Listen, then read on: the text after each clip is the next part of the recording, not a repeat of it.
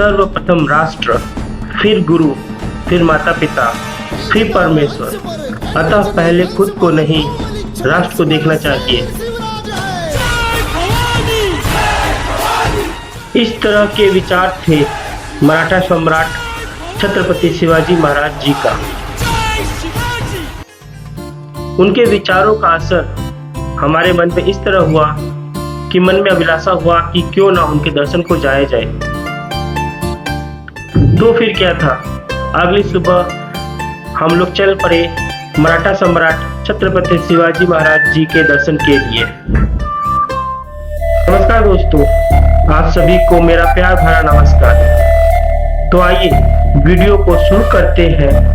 आज हम सभी रायगढ़ किले के बारे में जानेंगे, इसके महत्वपूर्ण स्थलों को देखेंगे और इसकी ऐतिहासिक धरोहर को समझेंगे। तो चलिए यात्रा की शुरू करते हैं। रायगढ़ किला, जो महाराष्ट्र के प्रसिद्ध और महत्वपूर्ण किलों में से एक है। यह किला न केवल एक ऐतिहासिक महत्व का प्रतीक है, बल्कि यह हमारे देश के वीर योद्धा और महान सम्राट छत्रपति शिवाजी महाराज के अत्यंत महत्वपूर्ण यात्रा का प्रतीक भी है। रायगढ़ किला का निर्माण सन 1670 में हुआ था, जब छत्रपति शिवाजी महाराज ने महाराष्ट्र के स्वतंत्रता संग्राम की शुरुआत की थी। महाराज ने इसी किले पे अपना राज्य अभिषेक किया था, जिससे यह स्थल एक महत्वपूर्ण ऐतिहासिक घटना का साक्षी बना।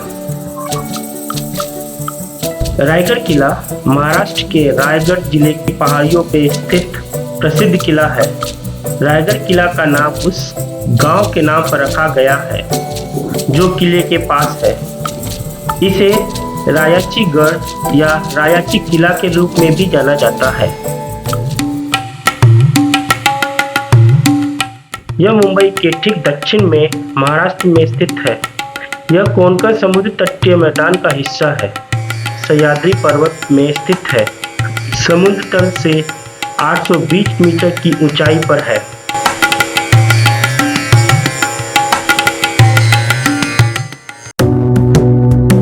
तो दोस्तों, हम पहुंच चुके हैं रायगढ़ किले के प्रवेश द्वार पर, जिसे महाद्वार भी कहा जाता है। हमारे सामने है।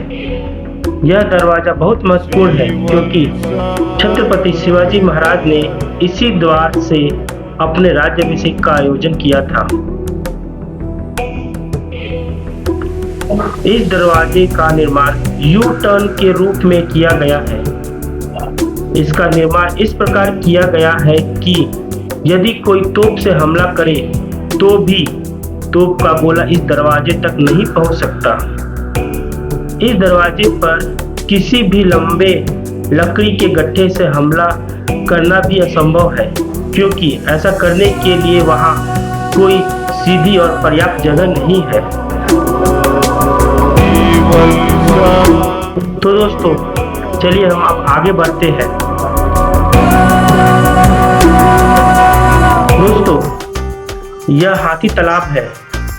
इसे हाथी को पानी पीने और नहाने के लिए बनाया गया था। 1674 में छत्रपति शिवाजी महाराज का राज्याभिषेक हुआ था और इस समारोह में 2 विशाल सुंदर हाथी थे, जो इस समारोह को और भी सुंदर बना रहे थे। इसे देखकर अंग्रेज जनरल हेनरी ऑक्जेंटल ने पूछा कि इस महान और विशाल किले पर हाथी कैसे आए। यह सुनकर महाराज के मंत्री ने हंसते हुए कहा और बोला कि हमारे छत्रपति शिवाजी महाराज की दूरदृष्टि बहुत ही अच्छी है। उन्होंने पहले ही कल्पना कर ली थी कि अपना राज्याभिषेक इसी किले पे करना है। इसलिए उन्होंने किले के निर्माण के समय ही 2 छोटे छोटे हाथी के बच्चे यहाँ पर लाए और इसको पाल पोस कर छोटे से बड़ा किया।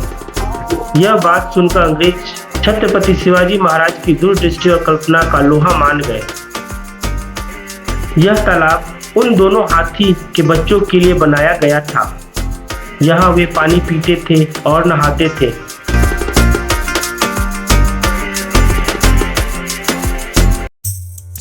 दोस्तों, रायगढ़ किले पर ये बाजार पेठ है। यहाँ पे बाजार लगता था। आपको प्रश्न उठ रहा होगा कि ये दुकानें इतनी ऊंचाइयों पर क्यों है? तो आपको बता दूं कि पहले बाजार घोड़े पर किया जाता था, इसलिए इसकी ऊंचाई घोड़ों की हाइट को देखकर बनाया गया है। आप देख सकते हैं कि दोनों तरफ दुकानों की लाइन है।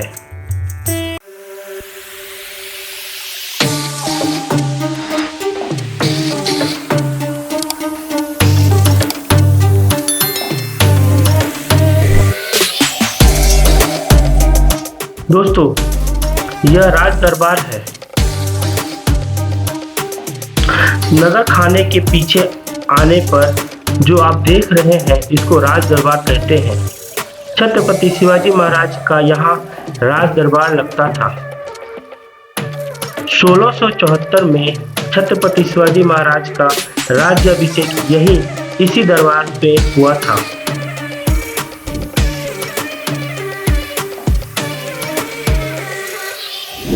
दोस्तों, ये जो तालाब देख रहे हैं, इसे गंगा सागर तालाब कहते हैं। 1674 में छत्रपति शिवाजी महाराज जी का राज्याभिषेक इसी किले पर हुआ था और उनका राज्याभिषेक काशी के पंडित गागा भट्ट जी ने किया था और उनके राज्याभिषेक के लिए 7 जगह से जल लाए गए थे। महाराज जी का राज्याभिषेक होने के बाद जो पानी बच गया, उसको इस तालाब में डाल दिया गया था। लोग कहते हैं कि इस तालाब का पानी कभी खत्म नहीं होता। 12 महीने इसमें पानी रहता है। चाहे कितना भी सूखा पड़ जाए, इस तालाब में पानी हमेशा मिलता है।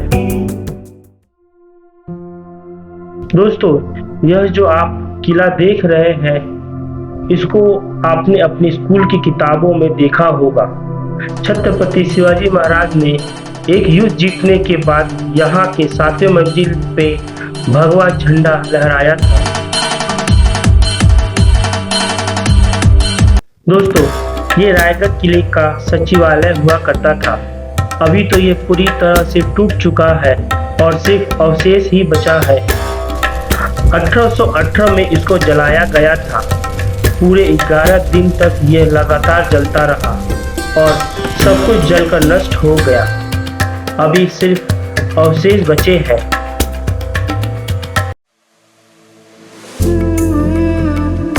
रायगढ़ किले पे शिव जी का मंदिर भी है। इसे जगदीश्वर मंदिर कहते हैं। यहाँ पे महादेव शिव जी का पिंड है। इसे छत्रपति शिवाजी महाराज ने किला बनाने वक्त बैठाया था। छत्रपति शिवाजी महाराज जी इस मंदिर में रोज सुबह और शाम में शिव जी की पूजा करते थे। दोस्तों, जगदीश्वर मंदिर में जाने के लिए जो पहली सीढ़ी है, उस पर मोदी लिपि भाषा में हिरोजी इंदुलकर का नाम लिखा है। 1656 में छत्रपति शिवाजी महाराज ने इस किले को जीता था और 1670 तक इस किले का निर्माण हुआ।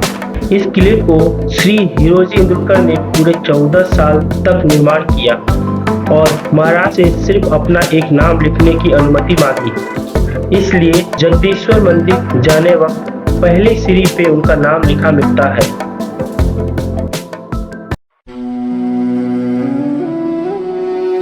दोस्तों, अब हम रायगढ़ किले के सबसे पावन जगह पे आ गए हैं। आप जो यह देख रहे हैं, यह श्री छत्रपति शिवाजी महाराज जी की समाधि है। 3 अप्रैल 1680 में यहीं इस किले पे महाराज जी का निधन हुआ था। यहाँ इसी जगह छत्रपति शिवाजी महाराज को अग्नि दिया गया था।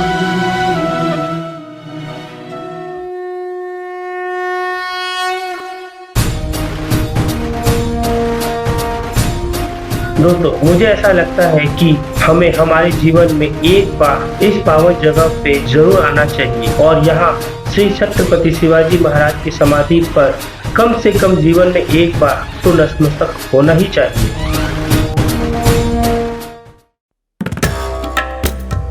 दोस्तों, ये जो पहाड़ आप देख रहे हैं ये बहुत ही दर्दनाक पहाड़ है।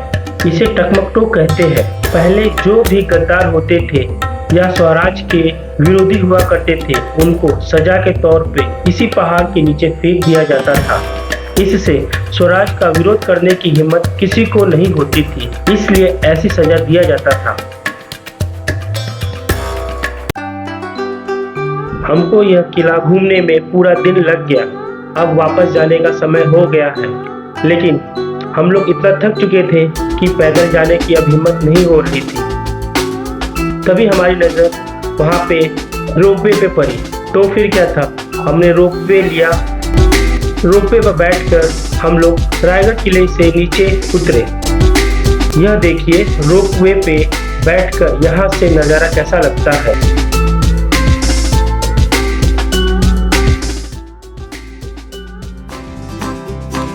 दोस्तों, अब हम नीचे आ चुके हैं।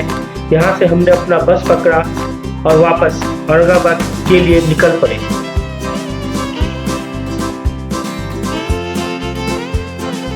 तो आज का वीडियो अब हम यहीं पे समाप्त करेंगे। आशा करते हैं कि आपको यह वीडियो बहुत पसंद आया होगा। तो फिर मिलते हैं अगले वीडियो में एक नई जगह। तब तक के लिए नमस्कार। जय हिंद, जय महाराष्ट्र।